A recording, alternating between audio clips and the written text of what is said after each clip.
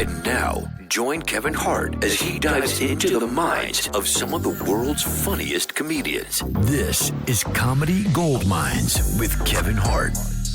Welcome to an all-new episode of Comedy Gold Mines. God, how excited I get about this show. Why? Well, because we get inside the brilliant minds of comedians. And yes, you guessed it. I'm about to say it. Oh my. What an amazing mind we're about to get into today. A great mind and a good heart. How about I say that? No pun intended. Ladies and gentlemen, please welcome Jo Koy to Comedy Gold Mines. Hey. What up, Joe? What's up, Kevin? How you doing, man? Long time, dude.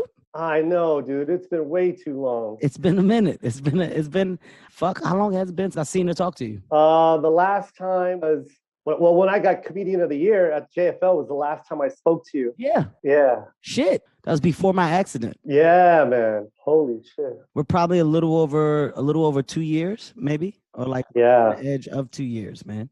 It's crazy that you say when you got Comedian of the Year, because that's a great place to start. That was a well-deserved award. You know, I don't think that I've seen a better rise and more deserved fucking rise with accolades attached to it. You are a guy who's come up and who is truly, you've earned your fucking stripes, dude. Thank you, man.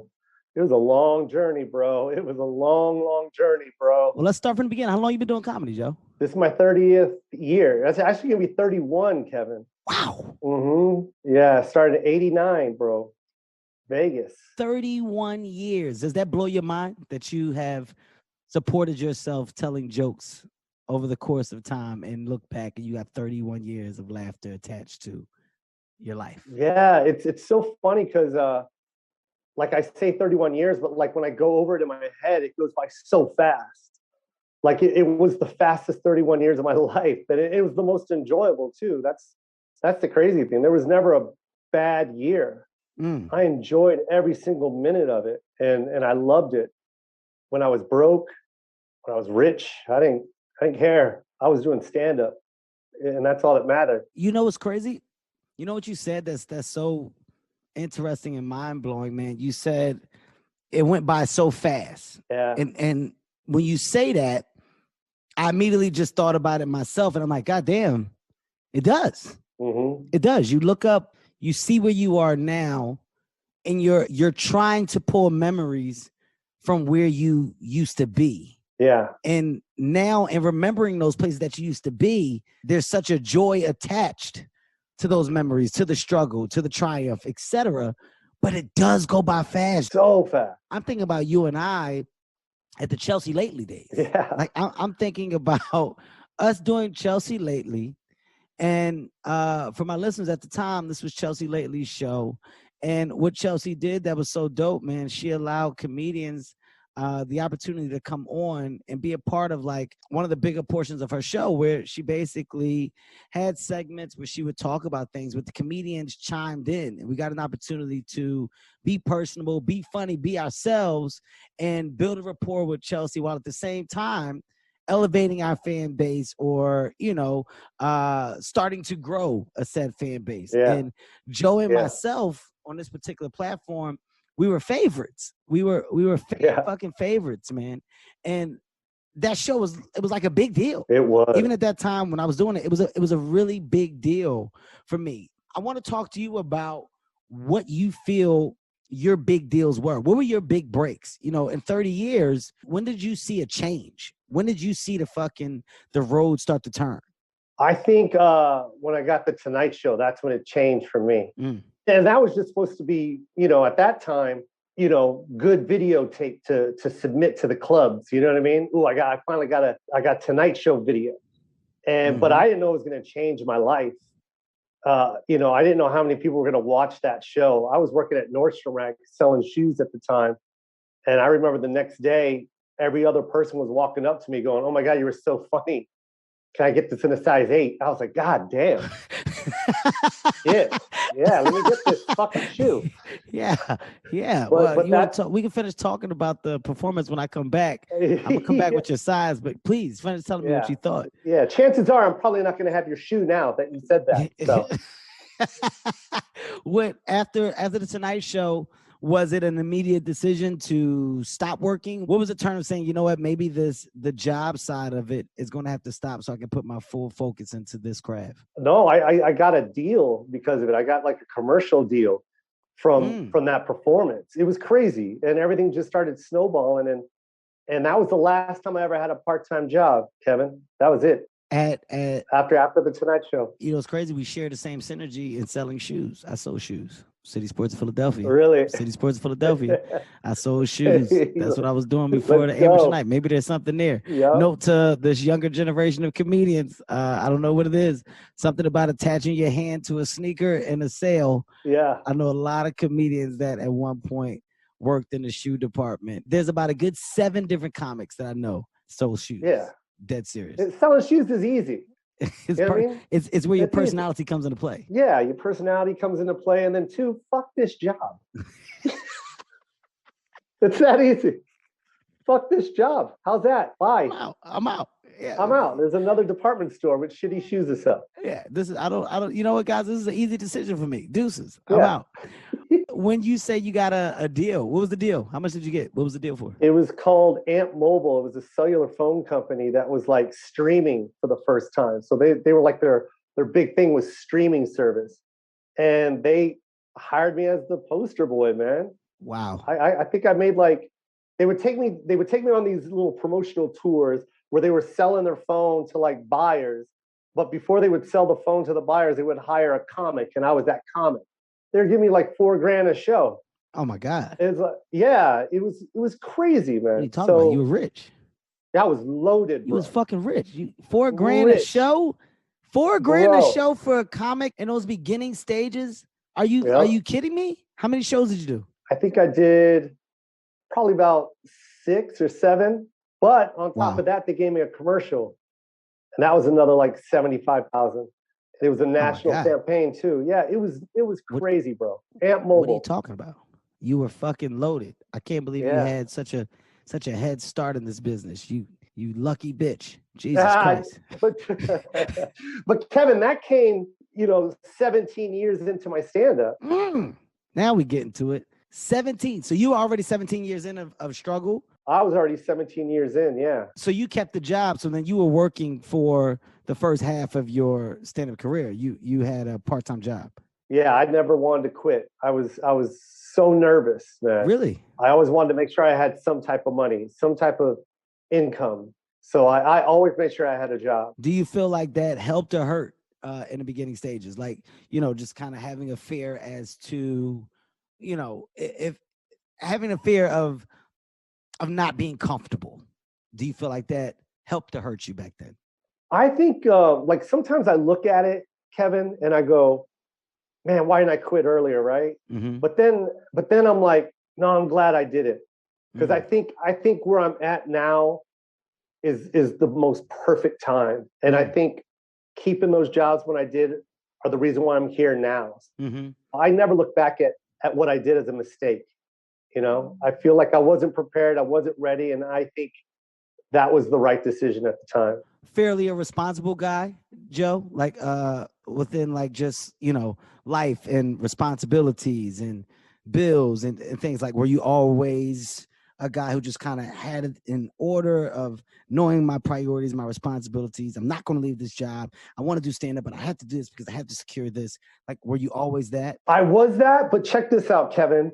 I knew what I wanted. So it was always a part-time job for me. So when I got offered like big opportunities, like there was one time where I could have been a valet at the Mirage. And this is during the time where valet was making, 6 figures back in the day. They were making money. And I remember looking at the guy and turning it down, and his mouth dropped. He's like, what are you doing? Because my mom hooked me up with that job because she knew his mom. It was all like this whole favor thing. And I remember telling him, I want to be a comic, man. And if I take this job, I'm going to be too comfortable. And I don't want to be comfortable. And I remember turning down that job. It was crazy. What point in your life and your career was that? Was that beginning of the first 17, middle? Yeah, that was right around, man, I'd have to say year 6. Wow. Yeah. Joe, that's pretty fucking strong. Yeah, but I knew, man. I knew, Kevin. Like I always knew, dude. Just like with Chelsea, you know, like I don't know if you know this, Kevin. I was supposed to be Chewy, like, like I was supposed to be Chelsea's sidekick. No, I didn't know that. Are you serious? Yeah.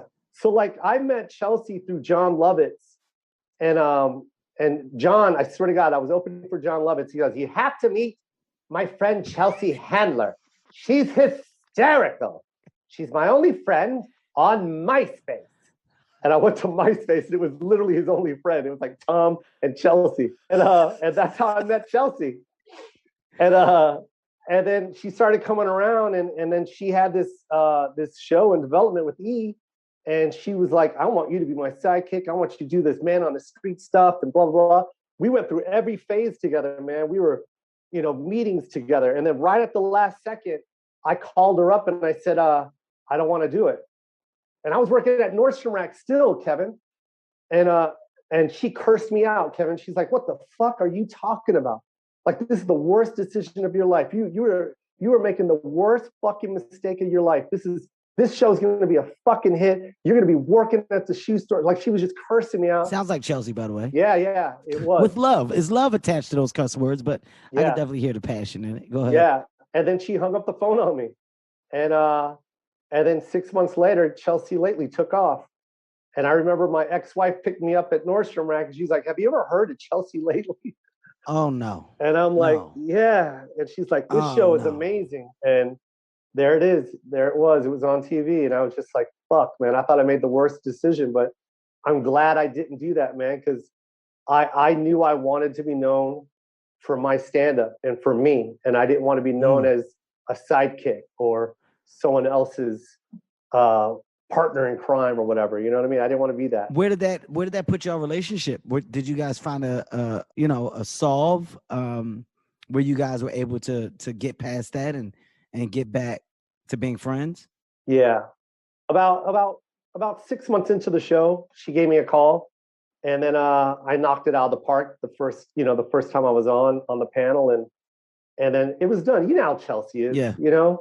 She has her words, and then she's all business. She knows what she was doing. It's just, how that platform was. She knew how to share the limelight with everybody, and she knew that it took us as well to make it successful. So that's what was so cool about Chelsea. She shared it with us. No, you have to give Chelsea, her flowers. I love Chelsea to death. I always have. And I love that, she was selfless in that.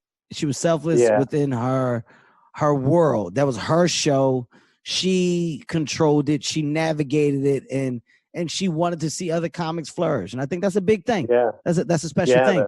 But at the same time, I want to take the time to acknowledge you in your insight of self, like knowing, all right, well, I know that I have something different. I know that I want something different, and I don't want to go in a direction that's the opposite of where I think I'm ultimately going to get to. I think, for you to pass those tests early on in your career, that's as good as it gets, man. Passing the test of, comfort within financial circumstance. That's a big one. Yeah. That's a fucking big test at 6 years in when you're not making fucking money. You pass that test. And then there's another test where you get to be on TV, and there's this opportunity of sidekick, I can't even say that I would have done that. I think that I probably would have jumped at the opportunity because early on in your career, anything attached to TV, you're like, this is it. I'm going to fucking make it. This is it. Yeah. I'm out of here. I'm to the races. Exactly. So now you've made these decisions. Like you said, Chelsea, the thing comes on. It's a hit. Fuck, you're in your head about it. But then you go on the show. You knock it out the park. When did you start to pick up personal stand-up steam? Because I know that you were working the clubs for a while, but then you went from the first opener to a feature for people on the road. Like you were starting to become the strong feature. When did you make the transition to headliner? What was the thing that gave you that jump? I made that transition fast, Kevin. Mm-hmm. I don't think I know. I don't think I think personally it was a financial thing too, because I have my son, and I knew feature money wasn't where it was. So I needed to be a headliner, and I needed to be a headliner fast. And that happened right away for me. You know, the improvs were the ones that took on that risk first with me. And I remember when I was at the improvs, I just remember telling them no more 2-for-1s. Oh, and that was crazy. And I remember it was in Tampa, the Tampa Bay Improv, when I went up to the manager and I go, hey man, no more 2-for-1s this whole week. Either we sell these tickets or we don't sell them. oh. And I remember the Thursday show was like maybe 20 people, but I knew I would crush, and I was like, I'll come back next year and there'll be 40 or 60, whatever the case may be. But if I do 2-for-1s, then I'm always going to be a 2-for-1 comic. And if I come back asking for money next time, they're going to be like, nah, usually we get 2-for-1s. You know what I mean? So I knew I had to stop that right away.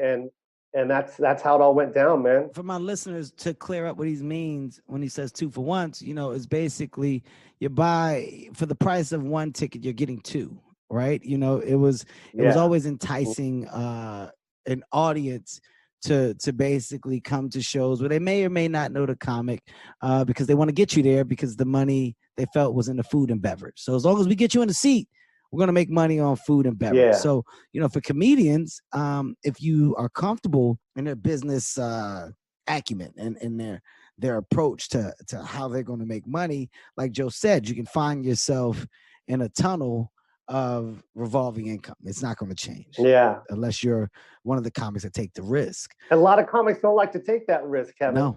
A lot of comics like to be comfortable. They'd rather just get that paycheck and just do the 2-for-1s and fill out the room, but you're not establishing a fan base. You're just packing a room, you know, and they're always going to know you as a 2-for-1 comic. And I made sure that I established that right away, that I wasn't a 2-for-1 comic. Well, I got two questions here. You know, the first one is, you know, you said that you being a 2-for-1 comic, of course, wasn't going to cut it because you had your son, and you said you had to get to being a headliner fast because the money of a feature and the opener just wasn't good. At what point in your career did you have your son? I had him, dude, man, about 10 years in. 11 years in. 10 years in. Yeah. And was that a scare factor for you? No, I was going to say, yeah, but no, I was so excited. I didn't care how broke, because I was a hustler, man. You know what I mean? It didn't matter to me. I was always going to make my money, man. You know what I mean? I was selling DVDs. I was selling CDs. I was always going to make a couple hundred here, 100 there, 100 there. You know, I was good. You're going to figure it out. I was going to figure it out, man. And so, yeah, I wasn't nervous. It just motivated me. And I just knew I wanted to impress my son. I knew that was my end goal. You know what I mean? I wanted to show my son that, yeah, dad chased a dream and he made it happen. And that's what I wanted him to see. Because, you know, being a comedian, especially when you're Filipino, that's not a career choice. You know, that's ultimate failure, basically. Is it one that was supported by your parents, by your mom and dad? Was it supported by my mom? Absolutely not. Yeah, she wanted me to quit right away.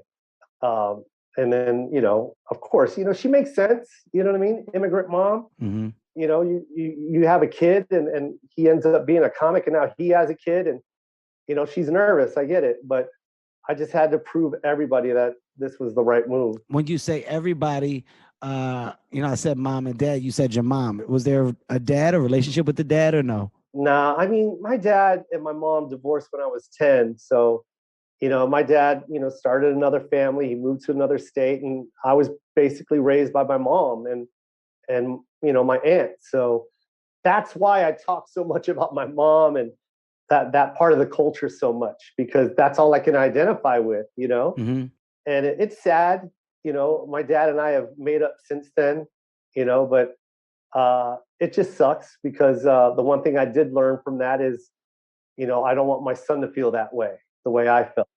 You know, I don't ever want to feel like I'm not around. And that's how I felt when my dad was never around. It just, it fucking sucked, you know? And, and I don't want my son to ever feel the way I felt, ever. But I mean, I know that you say it sucks. I'm just always big on trying to find a positive and a negative. You know, I too know what it's like to have a dad that, you know, wasn't around as much as he should have been. I can't say that he was completely absent. He had his bouts with drugs, etc. But just what you just said is something that I relate to so much. Like you don't want your son to feel what you once felt, right? And that feeling of, damn, where's my dad? Or I wish my dad, or my dad said he was coming, he didn't come. You know what impact that had. So, you know, the level of love that you throw into your child and the level of communication, the knowledge, all the things that you are doing to not only provide, but to prepare, that comes from you not having that thing, right? And you took that negative and you've made it a positive. And all I hear from you as we're talking, which is so dope to just hear you say and speak so confidently about, is I was good. I was going to figure it out. I wasn't worried. I was going to get to the money. That wasn't going to work for me. I did this. Like, I'm hearing a high level of confidence. You're so fucking confident. So, you know, I don't know what your mother did, but it was fucking, it was right. You know what I mean? It doesn't seem like it was something that was missing. Like, for you to have this machismo, you know, I don't know where the fuck I pulled that word from, by the way, but it popped out. But for you to have that, that's a thing. That's embedded in you. So, you know, something from that Filipino household and background with your mother and your aunt, it definitely is embedded in you. Yeah, man. I do get that confidence from my mom. And, you know, I always try and explain to like these kids today, it's like, you know, imagine my mom in the 70s coming to America, you know, all of a sudden divorced by herself. And now you have to find Filipino friends. There's no Facebook, there's no Instagram, there's no nothing. You literally had to walk up to people and be like, Filipino, you know what I mean? And that, imagine just being that person. Imagine that life, man. Like, the confidence that my mom had to have just to find a community of people that shared the same culture and food and talked the same language, just so that she felt, you know, that she has a purpose, you know what I mean, in America, because, you know, that time was so racist at that, you know what I mean? And here she is raising this little half white, half Asian kid, and, you know, dealing with racism. You know, I remember one time this little kid pulled his eyes back on my mom at a mall, and my mom's reaction was like, oh, he's just trying to be funny, Joseph. But imagine how hard that crushed her, you know what I mean? And to not be able to have a voice back then, because, you know, even though she's an American, she still feels like a guest in this country. Yeah. You know what I mean? Yeah. And that's got to be a shitty feeling, man. So, yeah, I learned from that. Indirectly, I learned from that confidence from my mom and just that mentality. And I think that's where I got it from. In fact, I know that's where I got it from. I don't want to skip too much, but I feel like this is a great segue with your success and, you know, the amount of money that's come with your success. What have you done for your mom? Everything. You know, I think buying her house was the most amazing thing. You know, and then God. I think she's on car 3 now, so it's Jesus. Whatever, right? If it wasn't for her, I wouldn't be here, man. So I'm just happy that I'm in that position to do that. It comes full circle, man. And, you know, providing any level of comfort and stability for your mother, especially after, you know, she's put the amount of work in that she's put in into just raising you, providing for you. It's another example, I hate to say it because it's so cliche, but of how hard work pays off. Yeah. Right. And hard work comes in so many different shapes, sizes, right? It's not just with a pen to a piece of paper. It's not just at life. It's like, you know, it's fucking, it's in anything, right? It's truly in anything. And your mother put a lot of hard work in, and you're the reward. The reward is your success, the man that you've become, the triumph that you've been able to achieve in life. Yeah, man. What is your book? Didn't you write a book? Yeah, bro. What is it? It's Mixed Plate, right? Yeah. Mixed Plate. There you go. See, I know shit, Joe. I know shit. And it's Chronicles of an All-American Combo. Yeah, man. Right? Yes, sir. Give me some insight. Give me some insight so we can toss some love to your book. This book, man, I just wanted people to hear my story, dude. Like, it was a struggle. Just like I said earlier about my mom dealing with racism, when I was a kid. And, I wanted to get into detail about things that I can't say on stage. When you're on stage, you have the responsibility of being funny, but yet I still tell my truth, you know what I mean? But I still have to be funny. Whereas the book, I don't really have to be funny. You know what I mean? No, you can be honest. You can be fucking honest. Yeah. And dump it all out and be very vulnerable and be very transparent and hopefully people will relate to that. But I'll tell you one thing, man, it was so therapeutic for me, bro. Absolutely. Talking about my brother, which, I hate saying this, but I was so embarrassed to tell people I had a brother, and because my brother has schizophrenia and every time people ask me, do you have siblings? I always said I have sisters, but I never said I had a brother because I was so embarrassed. And that's the times that I grew up in. And that's not a healthy time, where you're supposed to keep that to yourself. Oh, that's a family secret. You guys keep that to yourselves. No, man, it's okay to talk about stuff like that. Mental health is real and everyone suffers from it and everyone deals with it. And when you let your story out and let people know, you'll realize that you're not alone.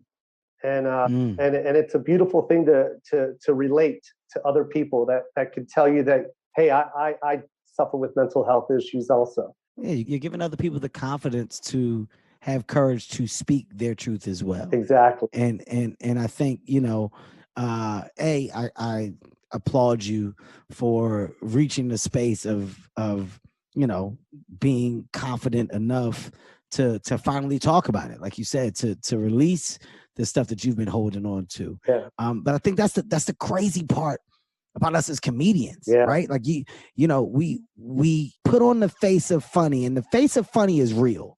It really is who we are. I want my audience to understand that. We truly are funny people. Yeah. But as funny people, we do a good job of covering up some of our dark shit. And because we have to be funny 7 nights a week, you bury a lot of that dark shit. Mm-hmm. You bury a lot of it. You just fucking, you go past it and you act as if it doesn't exist because you got to be funny. Yeah. And the laughs act as Band-Aids for a lot of comedians with a lot of the shit that they deal with.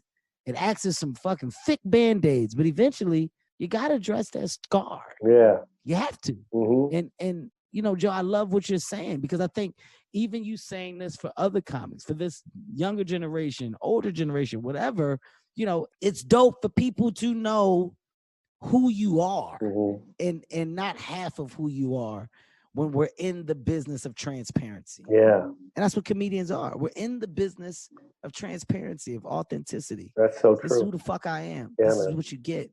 I love that. What else did you feel you touched on in a book that you were so happy to finally get out? Just everything from the business, I really wanted to let people know just how hard it was for me.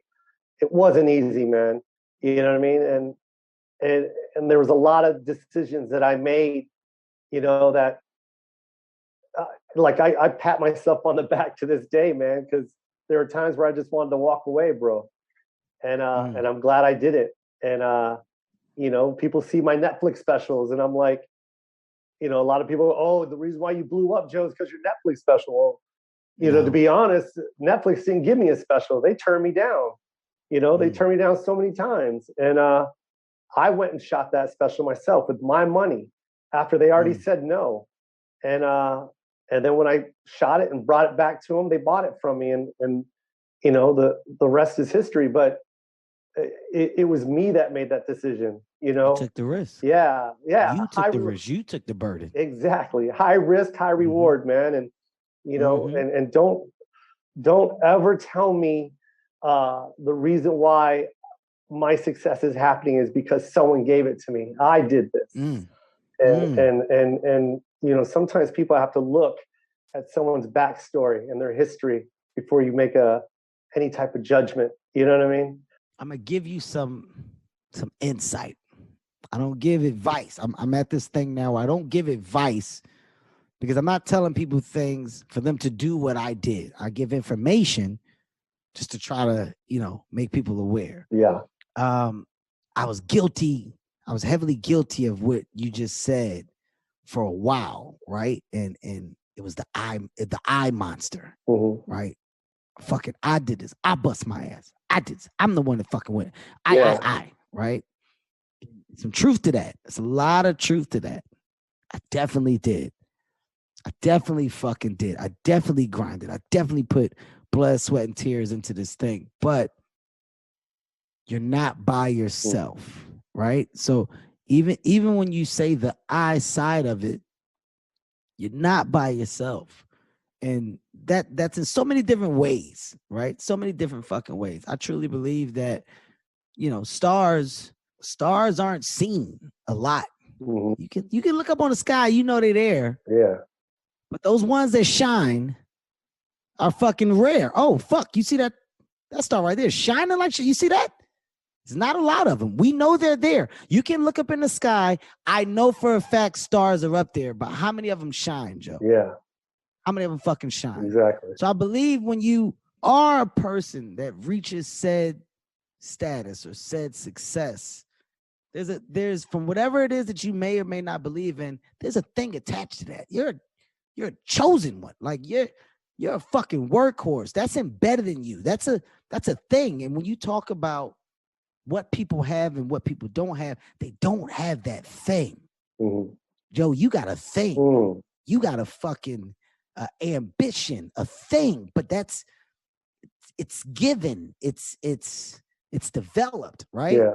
So when you say the I, just always think about like, yo, nah, I got some people that were with me, you know, whether it's the mom, whether it's the son, whether it's this energy that you have, whether it's a higher power you believe in, whatever this thing may be, because I can't speak for you. I'm just, whatever it is, it comes from somewhere. Yeah. And what made me aware of that, my accident showed me I'm not in control. Yeah. Right. And that's when I fucking stopped with the I. Because I was like, oh, I don't control shit. I can say whatever, but that fast, it was almost over. Yeah. It was almost over. So I'm not the one that's just navigating and moving. Okay, Kevin, let's slow down, continue to work, but let's be aware.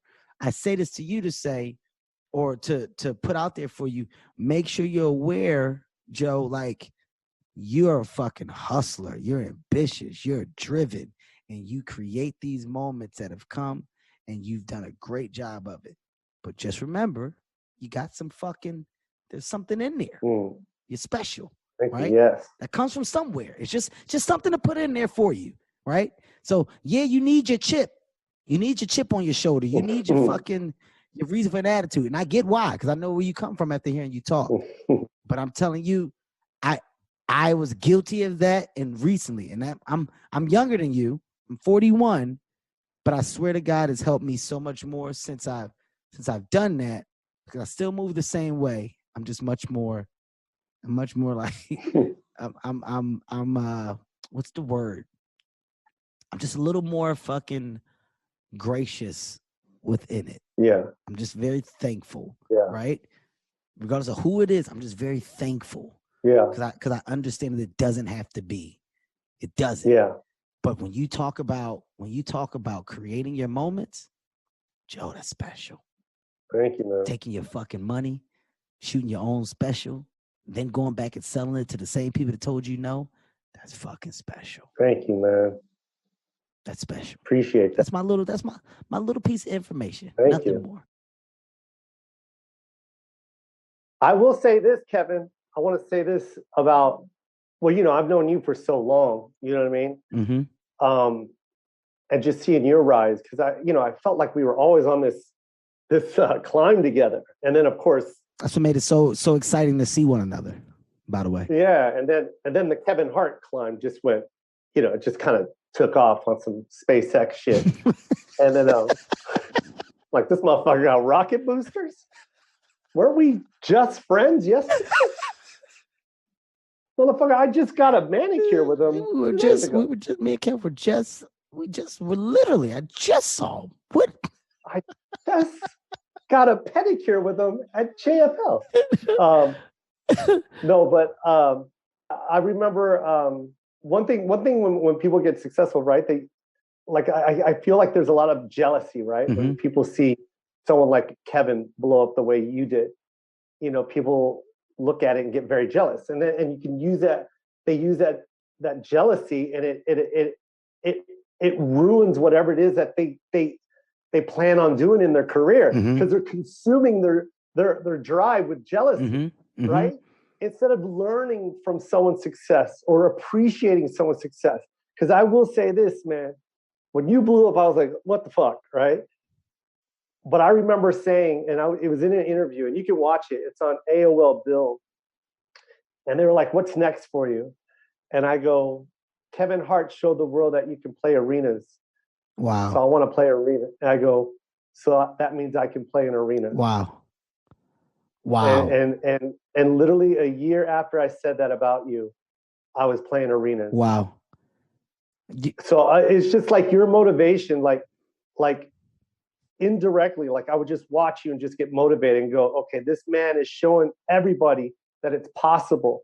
So do what it is that he's doing to make it happen. And that's exactly what I did, man. And I remember writing down a list of arenas that I wanted to play. I told my manager, and I was like, hey, Kevin did it. I'm going to do it. Fucking do it. Why not? Why not? Right? Here's, I remember you posted the trailer to your special, right? This is before your special dropped. Your latest one where you go home and you in His Elements. Yes. Philippines. Yes. You go to the Philippines. You had the other Filipino comics with you. I mean, do you get there from when you land to the I forgot the car. What's the name of the car? The Jeepney. There it is. Picks you up. You expand in the culture, from the food to dance to everything, and then you go to stand up. But I remember the shot of the arena, right, of the space that you were performing in, and the audience, and instantly after seeing that, I said, I'm so fucking happy for Joe. I'm so happy for Joe, because I know how hard Joe works, but I know how much you love the craft.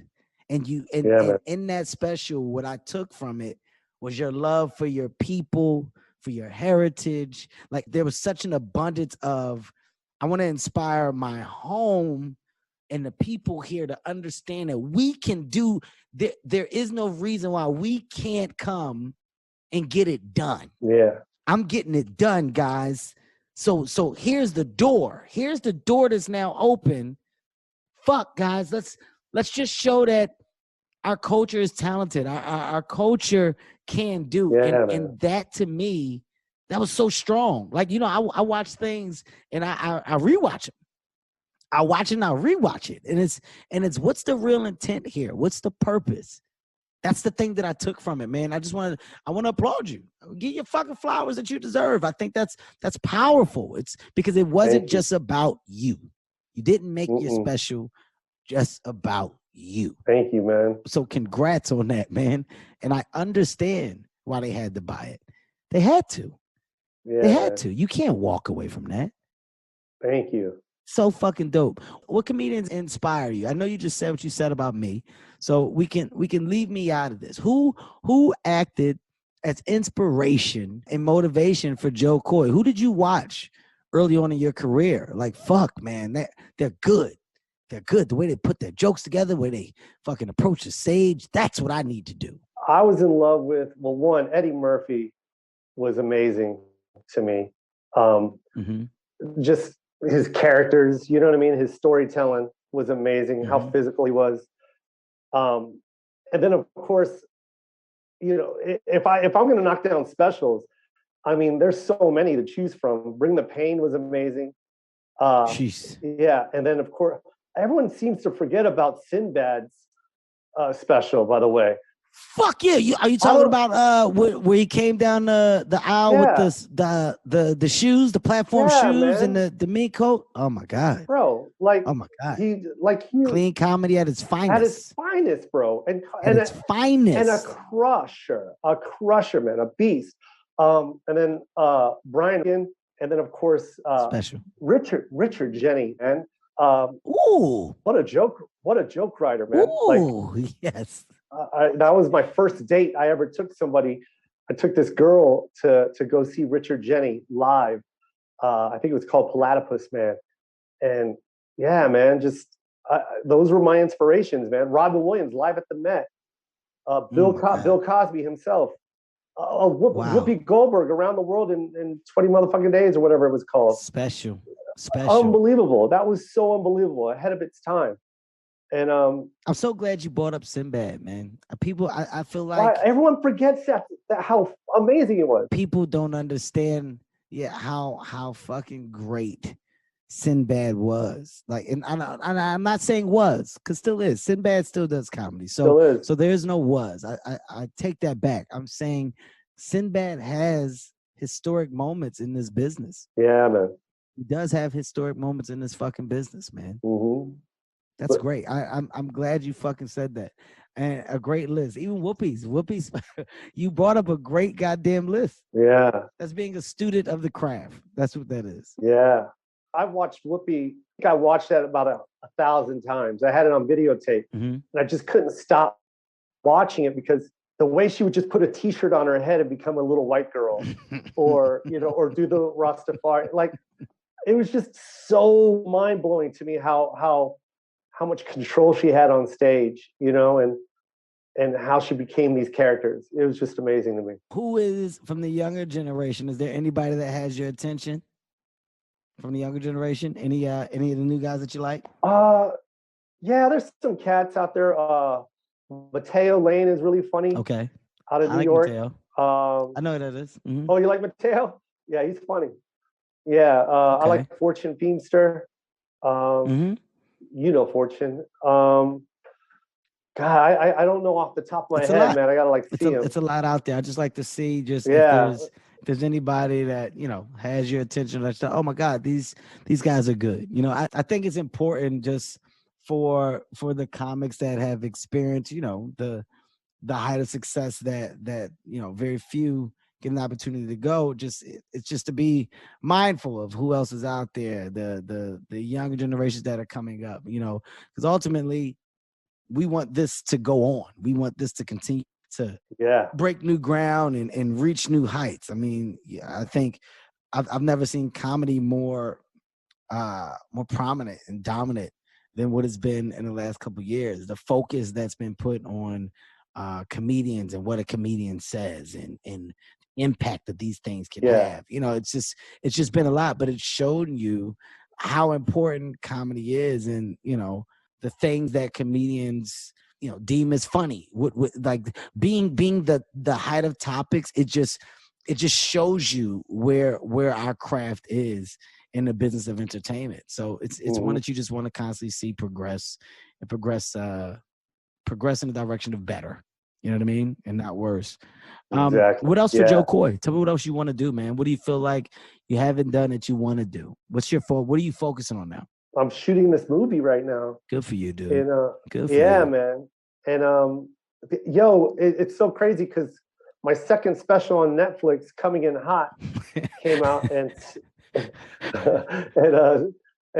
Spielberg watched it and gave me a deal, bro. So that's what's going on right now, man. What the fuck are you talking? Like what? I know, man. It's so crazy, Kevin. Did he call you? How did you find out? He brought me in for a meeting and basically said, "Want to shoot a movie with you?" And pitched the idea of Easter Sunday, and here we are in Vancouver shooting this movie. Fucking Spielberg, man. Fucking crazy. Huge fan. Do you understand how amazing that is to randomly get a call? Unbelievable. from Spielberg saying, "I watched the special." Yeah, and he told everyone at Amblin to watch the special too. That was like their assignment. Good for you, Joe. It was crazy. Good for you, man. That's so huge. Good for you, man. Thank you.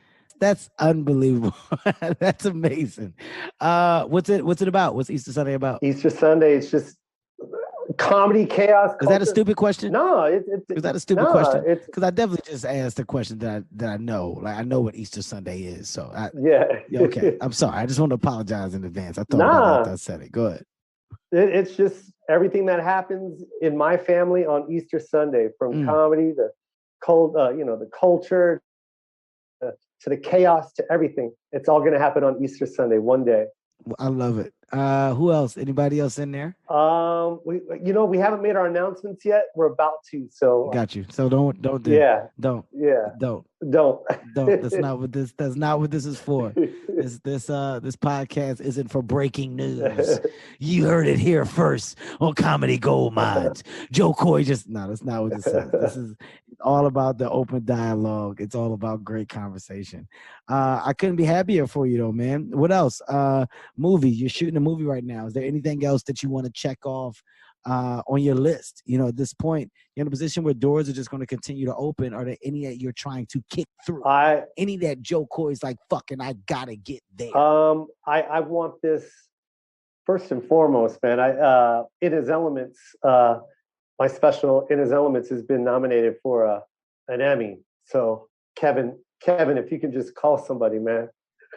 Let me call somebody. I'll make a fucking call right now. Kevin, make a fucking call, man. Yeah, I got some goddamn. I got some juice in this town. I'm gonna make a fucking call. I know you. Hey, Kevin. Hey, Kevin.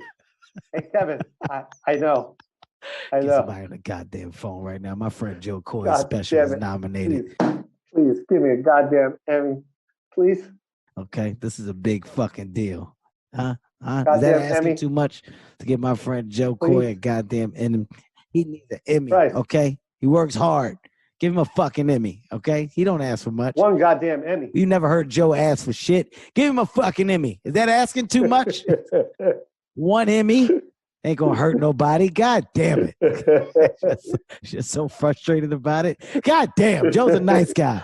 That's why they give me the Emmy, because I'm nice. He ain't never hurt a soul. He's never hurt anybody. Give him a fucking Emmy. Yeah, they give it to him. Joe, did they give it to you? Yeah, Kevin says nice guy at the bottom. I don't know what this is. What did you say, Kev? Don't worry about it, Joe. Enjoy, buddy. Just enjoy it. Dude, I gotta ask you this, man, and just an important question. 30 plus years in the business. Has Jo Koy's team stayed the same, or has Jo Koy's team changed? And that means managers, agents, lawyers. Has there been a nucleus that's grown with you, or have you had to make changes? No, it's been in the last 6 years, yeah, I've made a change for the better. And this team that I have now is just unfucking believable. And some of these decisions that I made were encouraged by this team. And thank God they encouraged me to do it, because my team before this, I'd probably still be selling shoes, bro. Wow. That's for real too. I mean, look, it's all about progression. It's about progression. Yeah. And once again, it's a we. It's a we in there. And this is something that I'm getting really, really good at, just understanding the importance of the we, and not the me. And it's helped me so much. The more that I have empowered some people that I brought around me to just be talented, be good, they've elevated the thing and infrastructure that that we're all within. So that's dope as hell. That's also growth, man. You're older, you're getting polished. Isn't it amazing? Yeah. Like the level of understanding that we get the older we get. Yeah, it's crazy. Truly insane. It is. It's I love where I'm at today than where I was 12 years ago. I'll tell you that much. Yeah, I love where I'm at right now. And I'm happy. And I'm happy with the decisions I made. That's dope. Happy is the key word. If you're listening, emphasis on happy, because you don't have to be. The success in money, it's an assumption that it makes you happy and that you're supposed to be happy. But It's not always the case. You don't have to be. No. So when you hear a person say that, that's special. Special to find happiness in what you do in your life, in your purpose in general, man. Jo Koy, I can't tell you enough how proud I am of you. Genuinely, I sit here as a friend. I sit here as a fan. I'm a fan. You're fucking one of the funniest, not just on stage, but like in person. I want to say this. Jo Koy is one of the funniest in-person bit participators that you can ever be around. Jo Koy and I used to do bits that would last for weeks when we see each other. Just ongoing bits. These bits went in. You gotta be a special comic to know how to prolong a bit that can just go on and on. It's one of the things I love the most about you, man. All around a good guy. And I thank you. I thank you for letting us get into your mind today, Jo Koy. God damn it, this is Comedy Gold Mines. What we do here is get into the minds. I love you, Kevin. I love you back. Of brilliant comedians. And oh my God, what an amazing mind we got into today. Jo fucking Koy. Ladies and gentlemen, once again, get his book. It's called Mixed Plate, Chronicles of an All-American Combo. And what you get is truth. You get another level of truth. The man told you he dived in so much deeper than what he's dove in the past. Yeah, you've heard him on stage. And if you haven't, go watch his specials.